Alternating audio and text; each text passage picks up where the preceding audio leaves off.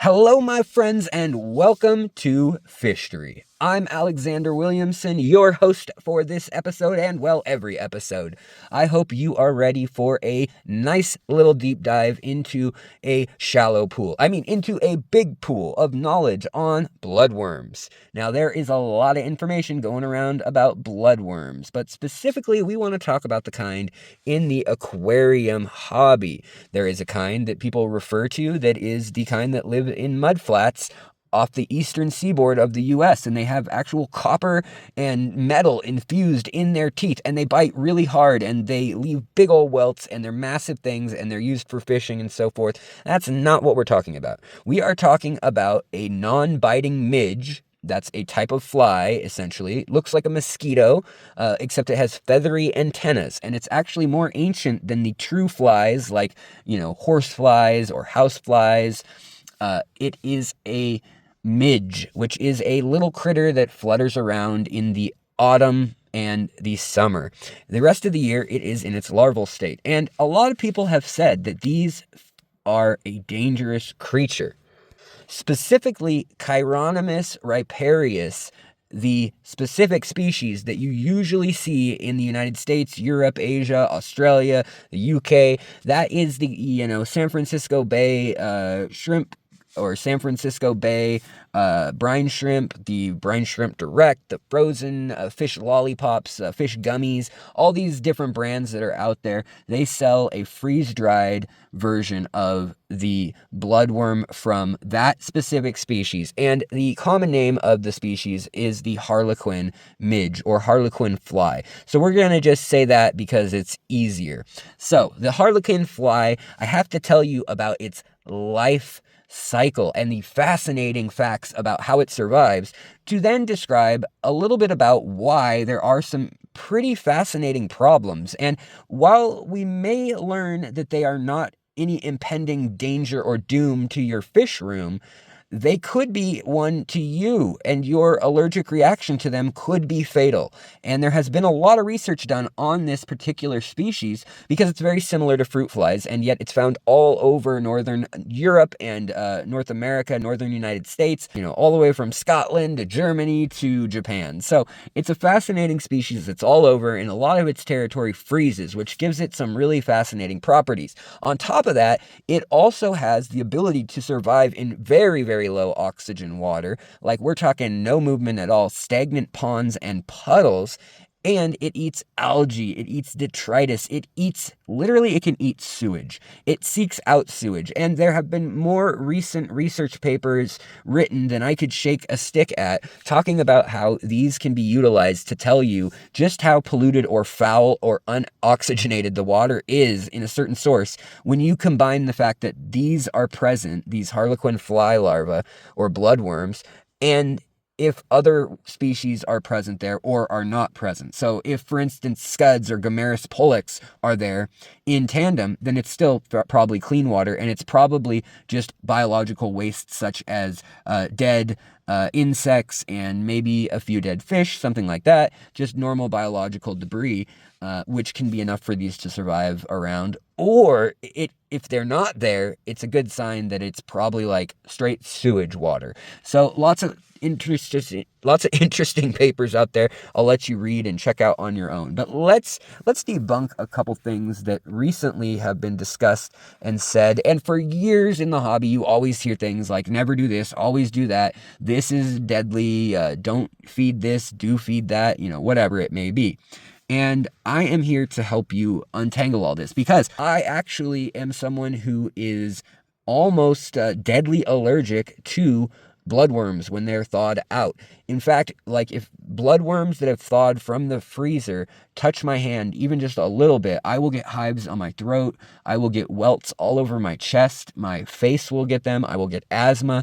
And it has gotten worse and worse over the years, which tracks with all the most recent research around the world. And in fact, the company, San Francisco Bay, that sells them, along with Brine Shrimp Direct and even Petco's and PetSmart's versions, they all warn that if you are allergic, to stop using because you get progressively more allergic over time. And that is due to a property that has to do with their life cycle. And it may play an interesting role in the fact that bloodworms could be harmful to fish under certain situations when overfed. So let's talk a little bit about their life, and then we'll talk about a couple other things like, can they bite you? Are they parasitic? Do they suck the blood out of fish or birds or turtles or anything like that? No, they don't even have the mouth parts for it. And once the adults hatch, they live only 1 day to 3 days if it's really hot out. And at most, they will live 2 or 3 weeks until they lay eggs with another one. And there are males and females, and then they die. And sometimes they die in the billions. And when they die, they float on the water and then they wash up on the shore of rivers, lakes, or, kind of dewy areas that have a lot of humidity and moisture in the morning. And a lot of times this actually can then dry out in the heat of the sun in the daytime, and it fragments their exoskeleton. And their exoskeleton is so sensitive, it has so much hemoglobin, the stuff that makes them red, the blood in the bloodworms, that carries oxygen. And by the way, they have so much hemoglobin so that they can live in low oxygen or stagnant water environments, and so that they can survive when it's freezing. They don't need to take breaths of air like most creatures do when they're under the ice. They can simply dry out or desiccate and then remain frozen for up to 17 years as a dried out, literally freeze-dried little organism. First, they pump most of their water out, and then they basically have an antifreeze that protects certain parts of the cell in their blood, and then they basically just turn into this little husk of a normal bloodworm, and they can hang out in the mud or the substrate or on land or under the bark of a tree or anywhere else. And once the water is liquid again, or the ice starts to melt and thaw, or they're in the water if they weren't in the water, all of a sudden they can come back to life in as little as 48 hours, completely functional, and pick off where they left off, even 16 years after the fact. Absolutely amazing stuff. So let me tell you a little more about these incredible little critters and about their nutrition and why we use them in the fish room, but why maybe we shouldn't, because they're not that great. They're kind of like potato chips for fish. So let's talk about all this right now. All right, the nutritional value of these bloodworms looks pretty good when you compare it to things like brine shrimp or Daphnia or, other things, vinegar eels or tubifex worms, all sorts of different stuff that's out there. It looks good. Scuds or Gamaris, another one. And when you look at it, though, that's dried weight. And while they do freeze dry these critters, there's something interesting about their life cycle that we already talked about that means that when they are freeze dried, they basically have properties that start squeezing out the water as soon as they start getting frozen, and it leaves through these pores in their body. And so it's kind of a natural process that they almost assist, even though they're going to be unalived, and then they can be fed to fish and things. But the protein numbers you read are these specifically dried out bloodworms, because bloodworms normally are about 80 to 90% water, and about 10% rest of their bulk is their exoskeleton, which is kind of not really so nutritional. It has a little bit of carbon and a little bit of nitrogen, a little bit of this and that, but it's not the best thing for fish. It's kind of empty calories, and it also builds up. Just as we discussed that these flies can die in the billions, and then when it dries out, that can be blown around and irritate humans. It can give rhinitis, it can give conjunctivitis, asthma. All sorts of problems have been reported from these little critters drying out and just the little tiny pieces of their body and exoskeleton blowing in the wind when there has been a mass density of them. And there is something very irritating about them because they also trigger this overreaction to allergy responses also. And we think it's the hemoglobin and maybe even some of the properties in the hemoglobin that allows them to be so versatile.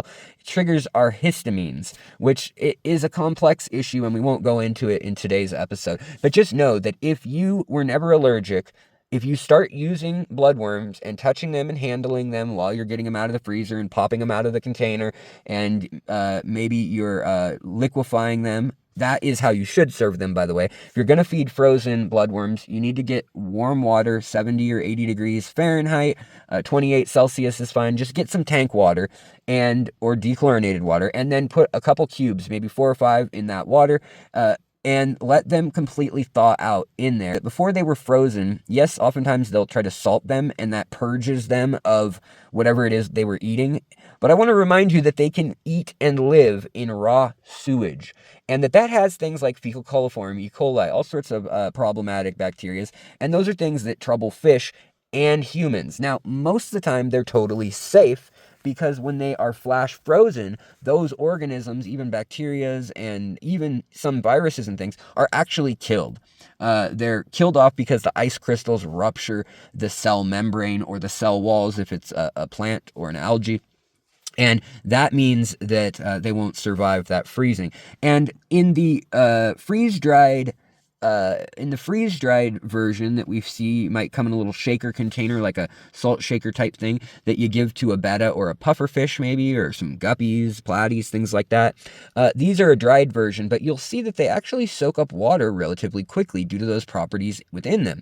Beyond this, they can rapidly suck up a whole bunch of water to their weight, and they can actually swell quite intensely. And if they are not alive anymore, they will swell more than the systems in their body can regulate. So these worms can get 2 or 3 times their living size when they're dead, because they don't have any way to basically exchange through cells and through various fluids in their body. They don't have any way to get rid of the waste. They can't urinate or sweat or anything else that a little bug would do to get rid of that waste. And so they will just swell up. And even though the freezing oftentimes creates these sharp crystals of ice that rupture cells, that then leads to an irritating condition on the exoskeleton of those little larval worms, which is, when they get dried up and blown around, they can cause real problems and allergies for humans. But for fish in their gut, they may also be quite irritating, and we just don't have enough research yet that I've seen that we can say conclusively or definitively if that is the case. But my personal hypothesis, that I don't want y'all to go around saying, well, Alex said this and this is the truth, or I heard this is the truth, but it's a thought that could be part of what is irritating your fish. The other thing is, when they're eating literal feces and sewage and algae and other bacteria and things like that, even if most of it gets killed when they're frozen, some of it may be in their gut or maybe in their body, or some of that debris may be in there, and it is ripe for catching another case of that bacteria when it thaws out. And a lot of times when we drive home from the store, maybe it thaws out somewhat. Maybe it was in your fridge for a couple days because you cracked the pack open. Maybe it wasn't fully thawed in your actual tank or sorry, in your freezer before you put it in your tank. So there could also be some harmful bacteria, but that's more an aftermarket thing that you won't see with the frozen ones most of the time, unless they put out a recall or something like that. Now, the frozen version of these bloodworms is a lot of water, unfortunately. But there are places like Hikari, different brands out there, that do put a whole bunch of vitamins and nutrients all over them and kind of feed them that right before they freeze dry them or freeze them. And so some are much more nutritional than others, whereas they naturally are relatively devoid of anything other than protein and a little bit of fat. And they basically have, by dry weight, so assuming they don't have that 80 or 90% water, which the frozen ones still do, the dried ones, the freeze-dried ones, they have about 50 to 60% protein by dry weight, and about 10% fat, about 10% fiber, 30% carb, or extra filler, essentially, around that.